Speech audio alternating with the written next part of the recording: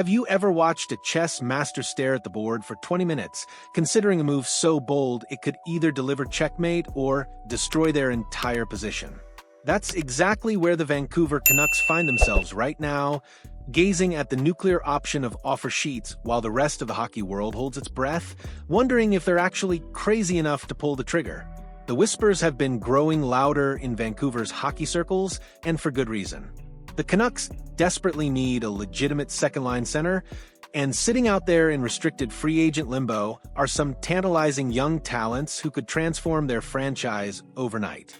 But here's the thing about offer sheets. They're hockey's equivalent of declaring war, and sometimes the casualties include your own team's future. Let's dive deep into this fascinating game of high-stakes poker and discover why the Canucks' most explosive option might remain nothing more than an intriguing thought experiment. The offer sheet landscape. Who's actually available? Picture this scenario. You're shopping for a Ferrari, but you can only buy from a list of 20 cars, and half of them aren't actually for sale. That's essentially what Vancouver faces in the current offer sheet market. While 20 restricted free agents remain unsigned league-wide, the reality is far more restrictive than those numbers suggest. The eligibility requirements alone eliminate a significant chunk of potential targets. Players like Luke Hughes from New Jersey and Alex Laferriere from Los Angeles are classified as 10.2C RFAs, meaning they haven't accumulated enough professional experience to qualify for offer sheets. It's like having a driver's license, but being told you can't rent certain cars because you haven't been driving long enough. Then there's the arbitration factor, which creates another layer of complexity. Players who've elected arbitration, including Dylan Samberg from Winnipeg, Jaden Struble from Montreal, Nick Robertson from Toronto, and Connor Timmins from Buffalo, are automatically removed from consideration. Arbitration essentially puts up a do not disturb sign that offer sheets can't penetrate. What emerges from this elimination process is a remarkably small pool of truly available talent. But here's where things get interesting for Vancouver.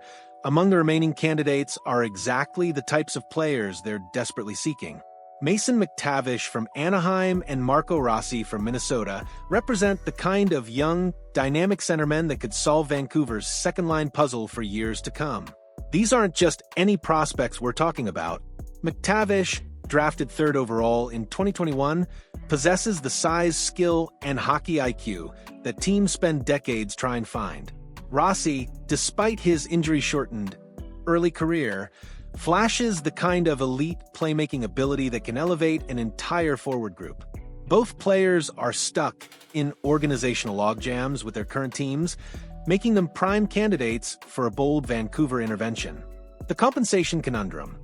Why Vancouver's hands are tied here's where the story takes a dramatic turn that would make even Hollywood screenwriters jealous. The Canucks find themselves in a catch-22 situation that's both maddening and fascinating in equal measure. Due to their previous trade activity, specifically dealing their 2026 third-round pick to Calgary for Nikita Zadorov, Vancouver has essentially locked themselves out of most offer sheet compensation tiers. Think about the cruel irony here.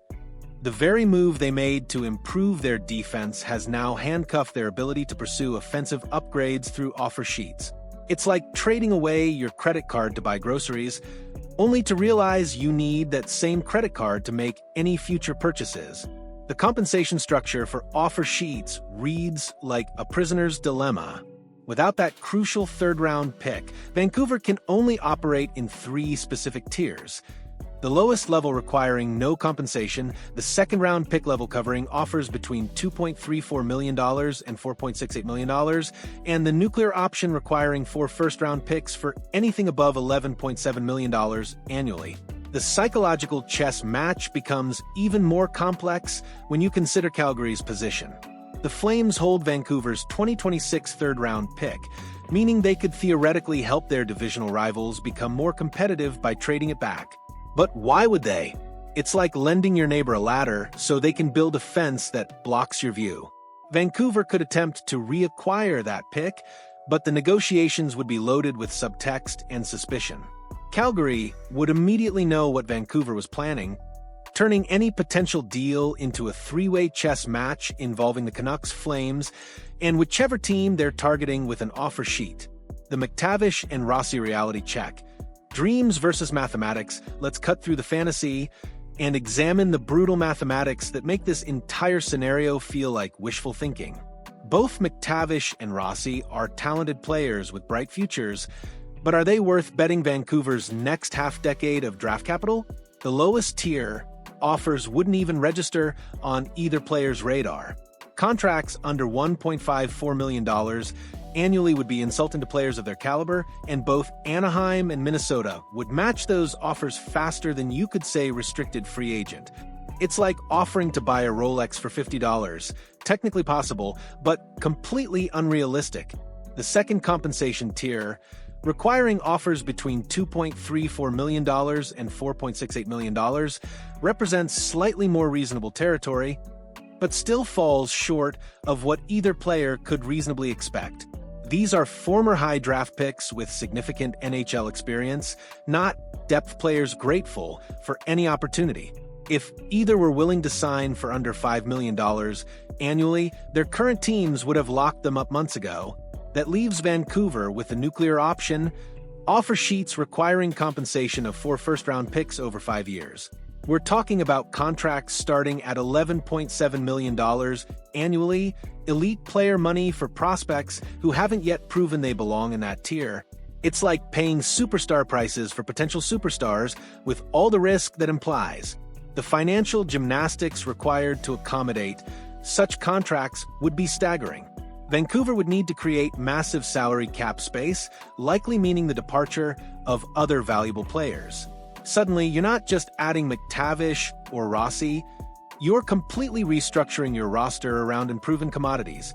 The organizational psychology. Why teams don't pull the trigger beyond the mathematical challenges lies the psychological warfare that makes offer sheets so fascinating and so rare. Making such an aggressive move isn't just about acquiring a player, it's about declaring your intentions to the entire league and accepting the consequences that follow. Consider Vancouver's current competitive position. They're not a Stanley Cup contender held back by one missing piece. They're a franchise still searching for its identity, trapped between rebuilding and competing. In this context, mortgaging 4 first-round picks for an unproven player feels less like strategic team building and more like desperate gambling. The ripple effects extend far beyond the immediate transaction. Other general managers take notes when teams make aggressive moves, and relationships matter in this small community of NHL executives. Vancouver risks being perceived as the team willing to break unwritten rules, potentially complicating future negotiations and trades. There's also the internal pressure to consider. How do you explain to your current players that you're giving an unproven prospect a contract larger than what your established veterans are earning?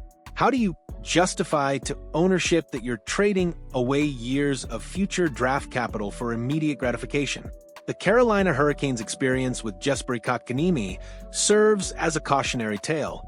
Their offer sheet acquisition never developed into the impact player they envisioned, leaving them with an expensive reminder of the risks involved in this strategy. Vancouver's management surely remembers that lesson. The market reality. Why this remains fantasy stepping back from the emotional appeal of blockbuster moves, the cold reality suggests that Vancouver's offer sheet dreams will remain just that, dreams. The combination of compensation requirements, salary cap limitations, and organizational risk assessment creates an almost insurmountable barrier to action. Both McTavish and Rossi would undoubtedly sign offer sheets worth more than $11.7 million annually. Who wouldn't want to nearly double their expected earnings while potentially landing with a team more committed to immediate success? The question isn't whether the players would be interested, it's whether they're worth the astronomical cost. Minnesota's salary cap situation makes it virtually impossible for them to match a massive offer sheet for Rossi. The Wild are already pressed against the ceiling, making them vulnerable to aggressive tactics. Anaheim, with over $20 million in cap space, could theoretically match an offer for McTavish, but they might prefer the draft capital compensation instead. The strategic calculation becomes even more complex when you consider Vancouver's timeline. They need improvement now, but offer sheets require long-term commitments to unproven quantities. It's like trying to solve today's problems with tomorrow's solutions, using yesterday's draft picks as currency. The final verdict. A beautiful dream that won't become reality. As we reach the conclusion of this deep dive into Vancouver's most intriguing hypothetical scenario, the evidence overwhelmingly suggests that offer sheets will remain in the realm of fantasy. The mathematical barriers, compensation requirements, and organizational risks create a perfect storm of reasons to avoid this strategy. The cruel irony is that the very boldness that would make such a move exciting also makes it prohibitively dangerous. In a salary cap world where mistakes compound quickly, betting your franchise's future on unproven talent represents exactly the kind of risk that destroys organizations rather than elevates them. What this entire discussion reveals is the fundamental challenge facing middle-tier franchises in today's NHL. The league's structure makes bold moves increasingly difficult to execute, leaving teams like Vancouver trapped between aspiration and practical limitations. The offer sheet represents hockey's ultimate what-if scenario, theoretically possible but practically implausible. Perhaps that's what makes this topic so compelling. In a world where most NHL transactions feel predictable and safe, offer sheets represent chaos and possibility in equal measure. They remind us that even in the most structured professional sports league in the world, there's always room for someone to flip the table and change everything. The Vancouver Canucks will continue to search for their elusive second-line center through more conventional means, while McTavish and Rossi will eventually sign reasonable contracts with their current teams. The offer sheet nuclear option will remain holstered, a fascinating piece of NHL legislation that exists more in theory than practice. But isn't that what makes hockey beautiful? The knowledge that at any moment, someone could decide to break all the unwritten rules and send shockwaves through the entire league. Even if it never happens, the possibility alone keeps us all watching and wondering. So, what's your take on this whole situation? Do you think Vancouver should throw caution to the wind and make that franchise-altering move? Or are they smart to avoid the offer sheet trap entirely? Share your thoughts in the comments below, and smash that like button if you enjoyed this journey into one of hockey's most intriguing strategic dilemmas.